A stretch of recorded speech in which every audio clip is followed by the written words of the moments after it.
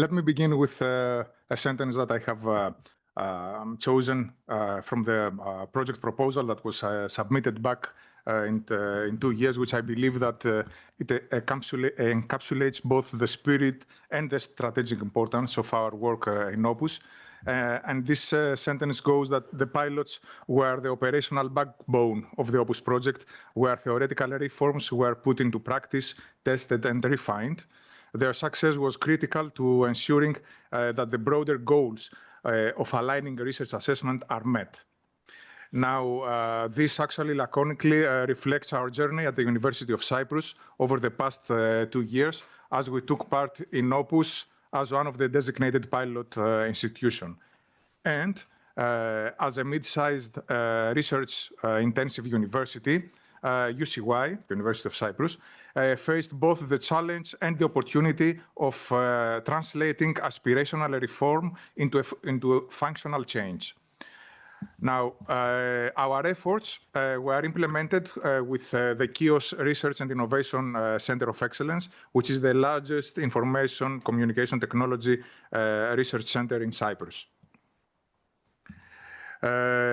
Now, moving to the core of the presentation and the description of the pilot actions at the University of Cyprus, through KIOS, we implemented a multidimensional pilot as part of the Opus project.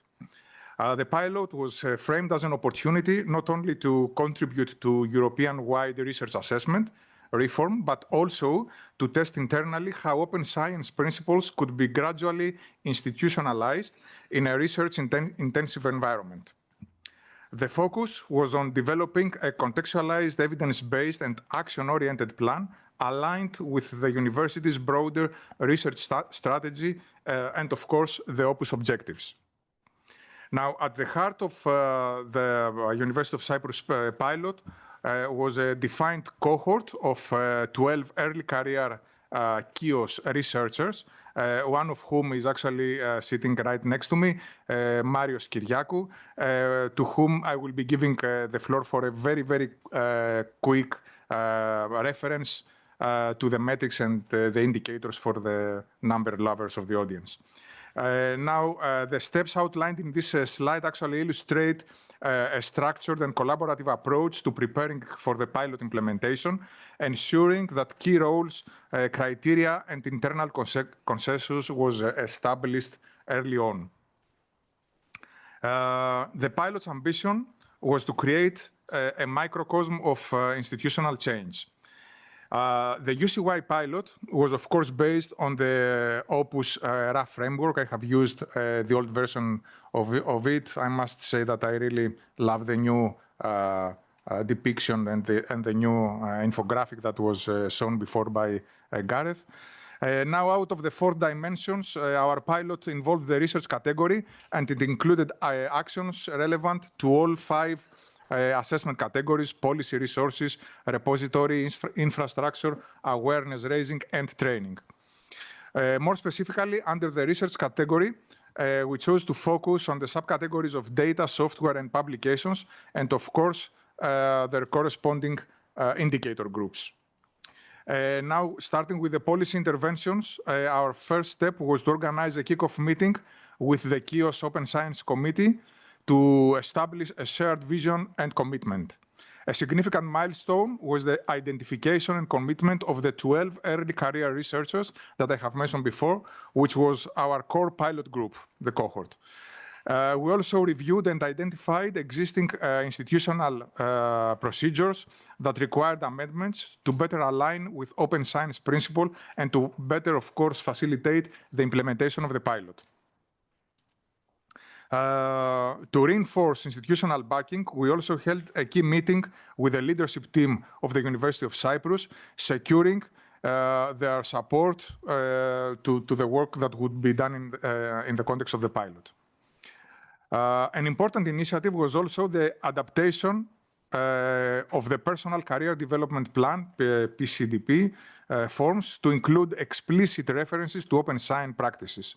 In parallel, the annual Open Science Award at KIOS was restructured to better reflect meaningful open science contributions by incorporating open science indicators. Now, next, we turn to the interventions related to resource and recognizing the importance of dedicated leadership in open science efforts, we prepared and introduced a novel and a voluntary function, or a position, if you will, that of the OPUS, now called Open Science Champions. So we trained 2 KIOS early career researchers who could act as focal points for the initiative and ambassadors of open science within and outside the organization, providing guidance and support. And of course, in parallel, we assessed and allocated the necessary resources, time, tools, and institutional support.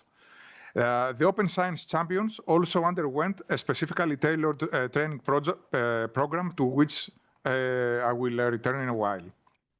Now, recognizing the limitations of available resources, the action plan emphasized strategic planning and ad hoc resource allocation. This included identifying additional funding sources, submitting synergistic proposals, and developing low-cost, high-impact initiatives as proof-of-concept interventions. Now, the area of repository intervention, we focused in the area of repositories and the interventions related to repositories, we focused on building bridges between existing structures. A critical action was establishing a communication channel between our institutional repository, Gnosis, and the ones that the KIOS Centre of Excellence already used. Specific actions were aimed at improving the visibility and usability of current repositories and aligning metadata practices with FAIR principles. As regards awareness-raising interventions, to foster a broader institutional engagement, UCY launched several awareness-raising activities. An introductory seminar on open science with the Opus project was held to kick off the pilot. This was followed by a series of targeted communications, including newsletters, social media campaigns, intended to make open science principles more visible and more accessible. Furthermore, we participated in thematic events such as Open Science Week and Open Science Data Day.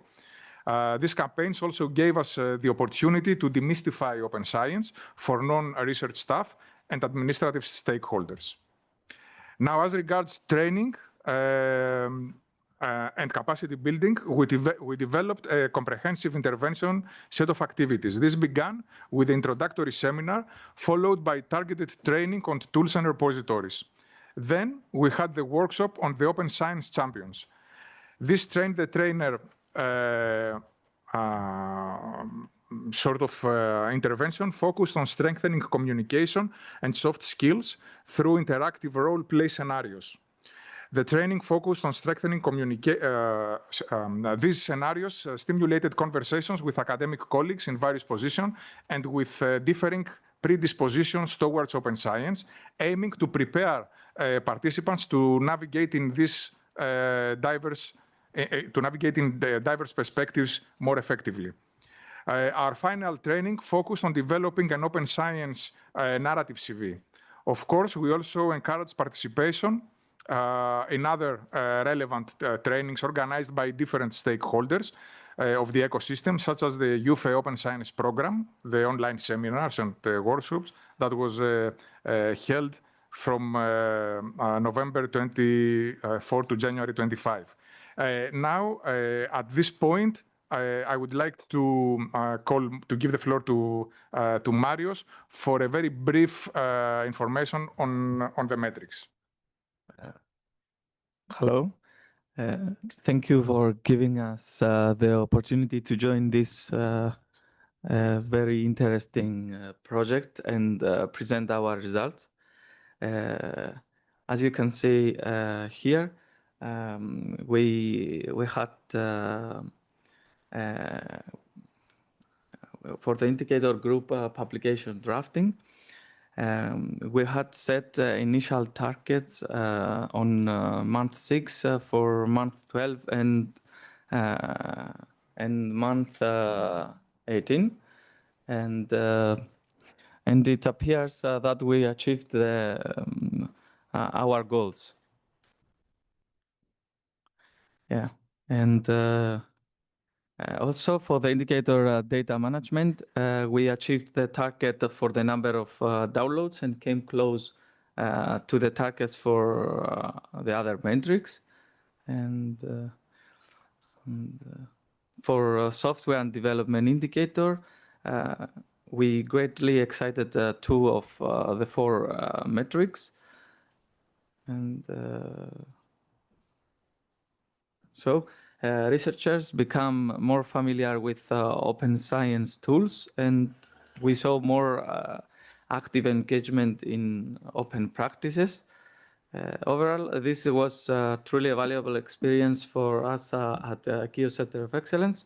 Thank you again. And following up from this point, let's move on to the obstacles encountered and the key lessons learned. Now, as with any reform, effort. Yeah. Now, as with any reform effort embedded in a working institution, we encountered a range of barriers, technical, cultural, and structural. And let me first begin with resistance to policy change. It has been heard before throughout the day. So yeah, and it was one of the most notable challenges that we encountered. While many approached the interventions with interest, others raised some concerns. It became evident that beyond formal policies, real progress would require open dialogue, relatable examples, and the foundation of trust. Furthermore, reform is most successful when it involves the academic community from the outset. Bottom-up participation and recognition of researchers' spheres can go a long way in smoothing those traditions. Moreover, our pilot indeed highlighted the need for a more structured mechanisms to collect and monitor relevant indicators. While there is increasing emphasis on metrics, we found that existing infrastructure and internal policies did not yet fully support systematic tracking. Now, the lesson learned is that metrics are powerful tools, but only if supported by clear policies, trained personnel, and digital systems that make their collection and interpretation routine and meaningful. Finally, like many pioneering efforts, the pilot unfolded with a landscape of evolving capacity and support. The lesson learned in this case was that for open science to move beyond rhetoric, institutions need to strategically plan for human and financial resources. This includes lobbying for national level support and, of course, seeking synergistic projects. Now, moving to the main achievements, however, and despite these challenges, our pilot at the University of Cyprus produced a substantive set of achievements, which I would like to briefly outline. First, establishing a governance model for reform. The KIOS Open Science function proved highly effective and can be replicated across departments and institutions. Institutional learning, a critical achievement, is the increased institutional literacy observed around open science within our academic community. Changes in research evaluation by embedding open science criteria into PCDP forms and reinforcing open science with specific tangible and intangible awards, we have fostered a process that rewards transparency and collaboration. Of course, progress towards COARA alignment. Our pilot has positioned the university to align itself with the COARA principles. This includes a shift from proxy metrics to value-based assessments. And last, building momentum for cultural change. With the Open Science Champions leading the initiative, the pilot created a new cohort of early career researchers who are now both participants and advocates of open science. Their symbolic capital of visibility, leadership prestige, and reputational standing is a powerful motivator and a practice that leads to cultural change. And finally, the way forward, and my closing remarks, reflecting critically the Opus pilot for the University of Cyprus was not just about testing tools or methodologies. It was about surfacing assumptions. The UCY pilot has revealed where our institutional inertia lies and where innovation can indeed thrive. So what's next? Here are 5 points that we have identified as milestones for the journey that lies ahead. Institutionalization, embedded successful interventions into permanent structures, national engagement, engage with national agencies and funders to align reward systems, broaden participation, scale these practices to other departments within the university, investing in capacity, improve infrastructure, and develop tools and assess human capital requirements. And finally, learning from others, continuing engaging with other Opus pilots. You've heard synergies that have already emerged, and mutual learning must remain a core principle. Now, at the University of Cyprus, we are proud to have contributed to this transformation and to this project, and we are even prouder and actually anxious of what lies ahead. Thank you very much.